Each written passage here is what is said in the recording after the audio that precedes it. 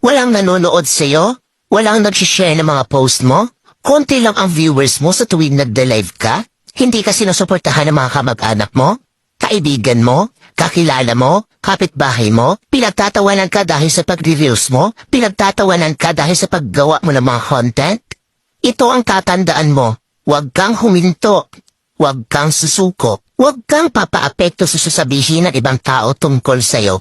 Ipakita mo sa kanila na may mararating ka. Dahil isang araw, kapag marami ka ng followers, kapag marami na ang sumusuporta sa'yo, kapag marami na ang nanonood sa'yo, kapag marami ka ng viewers, kapag marami na ang nagmamahal sa'yo at sumusuporta sa'yo, kapag marami ka ng payout, kapag sinasahod mo na ang sinasahod ng mga sikat na content creator, kapag mayaman ka na, kapag marami ka ng pera, ay manunood na yan sila.